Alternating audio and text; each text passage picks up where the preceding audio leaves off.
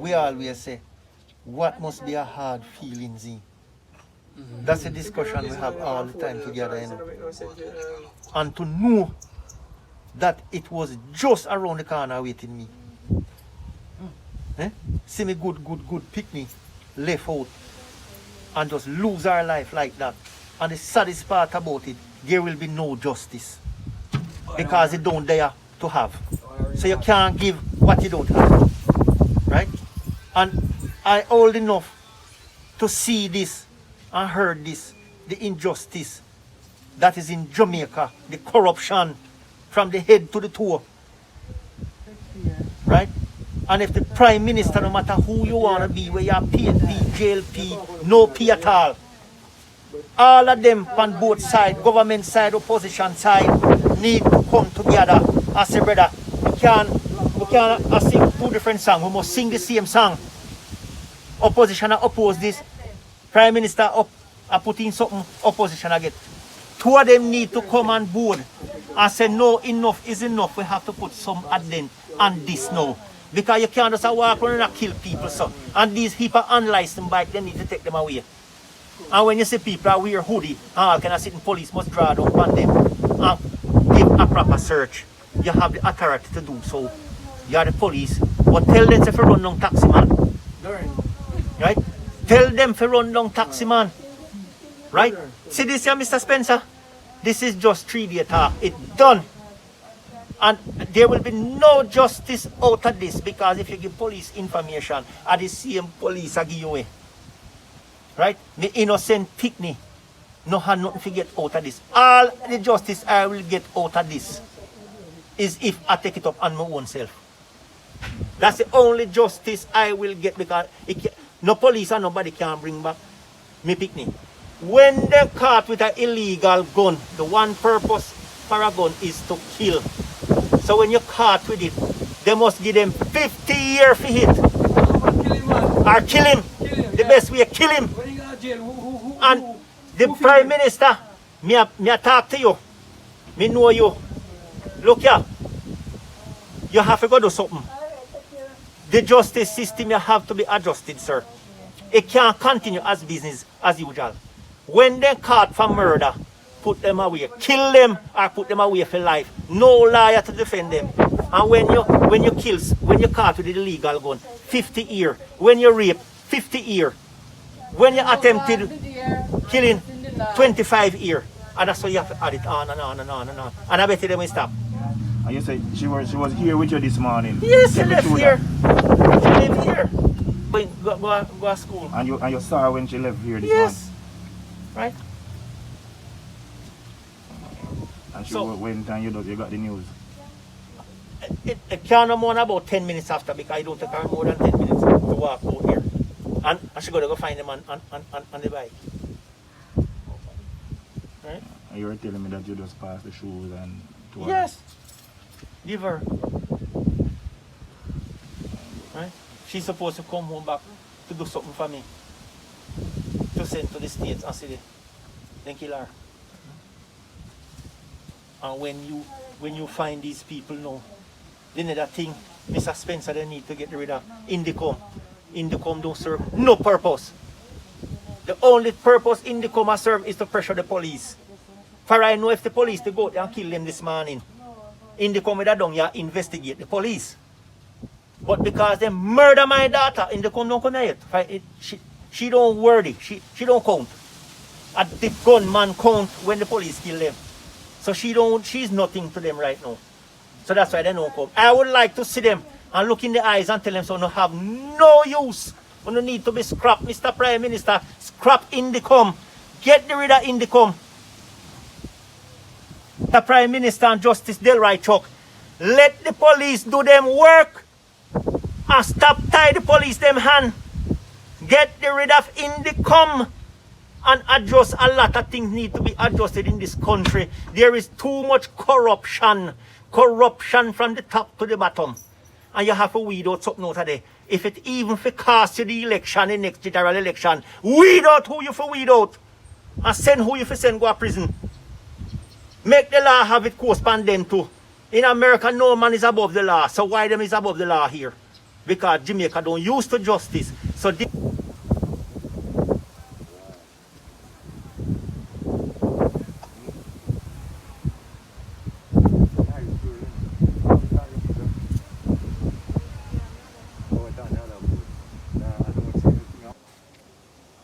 A little girl was on the thing, I saw everything when I could see them. But I could never want to say something on the video. Because next thing you know, you want to come look there. But you have seen my other, and I want to run around to her inside. It's a sad game. Current Spencer, Region 5 Chairman for the People's National Party. This morning, the entire country, and St. Elizabeth in particular, woke up to the sad story that young Chanel Smith met her gruesome death. We want to take this opportunity on behalf of the People's National Party to express our condolences to the entire family and also to the school in which young 28-year-old Chanel taught at. The community members are very traumatized in terms of the news.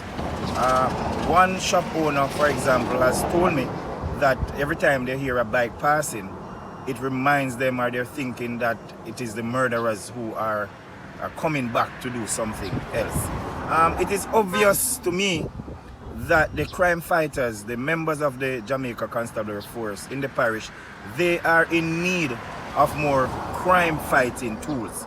I understand and I stand corrected that the Pedro Plains Division, in which Sandy Bank community and the school, the infant department is located, it is one of the largest divisions that you have in St. Elizabeth as it relates to the geographical layout and the population as well.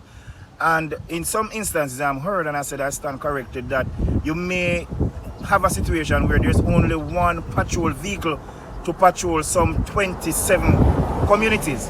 No, that is simply not enough, because the truth is it is extremely difficult to police all these areas and to police them simultaneously. So it is obvious to me that in the first instance, the government needs to equip the police officers a little better. I know the police officers, they have been trying their best with the limited resources, but I understand, and speaking to some of the officers, I understand that they may be demotivated. Recently we heard about police officers going to the court to get back money. And there's no doubt that this sort of things will demoralize them. So I'm taking the opportunity of calling on the government, to settle with the police officers, put them in a state of comfort so that they can carry out their jobs effectively, and also equip them with the requisite tools so that they can police the areas a little better. And finally, as community members, we are going to have to take responsibility for our community. If we see strangers coming into our area, it is our responsibility to stop and find out exactly what is happening. If you see somebody with a hoodie, a ski mask on their face and a bike, don't just pass like that. Call the police, give them the information, let them check it out. The police officers have to be a little more vigilant too. If something looks suspicious, check it out. And the whole idea of community policing has to come back to the forefront. I remember when I was at the Ministry of National Security, the neighborhood watches were very effective. The youth clubs, the police youth clubs, in those times, the communities which had the lowest crime rate were the communities which had the most active police youth clubs and neighborhood watch groups. We need to bring back those days. So finally, I just want to reiterate our condolences for the entire family, the school family, and the entire family of young Chanel Smith. You're right. You understand? Well, my name is Hewlett Dyte, and I am one of Her Majesty's Justice of the Peace. And I live in the community. I'm grown in the community. And over the years, we have been having a very nice relationship. We don't know anything about crime in this area where gun and all these other things are concerned. But what we do know that this morning is a black morning. Today is Tuesday, Black Tuesday we'd call it, because the incident that occurred here is unheard of in any part of the community of Treasure Beach. To see a school teacher being gunned down by two men on a bike, I'm told. I didn't see them, I only heard about it. And, you know, it has left a damper in the whole entire community of Treasure Beach, and everybody is wondering what will happen next. But I think this will inspire them to make certain that anybody come in the community from here on, that they will be properly scrutinized, and people will be watching them from here on to make certain that these things don't happen again. And we agree with the family. Somebody I know, I used to sit on the board with them at the school, so I know her. And I am saying that from here on, we have to be very vigilant and make certain that when we see people come in the community, that we observe them, and if by a chance can get the police to come and deal with them, if not the citizen. Because one of her cousins was very adamant a few minutes ago. Say if he had seen them, what he would have done with them, they wouldn't need to come here. Police wouldn't need to come here. So even the postmistress, she's traumatized because she every bike that pass here, she get jumpy. And she said, I wonder if it's the man them this on the bike coming back, you know.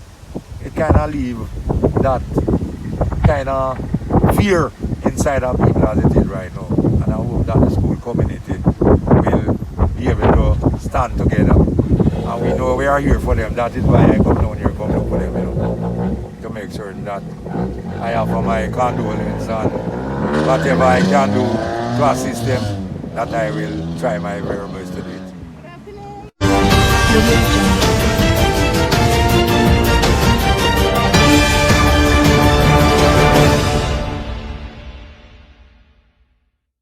Welcome to BOJ TV's Trending News.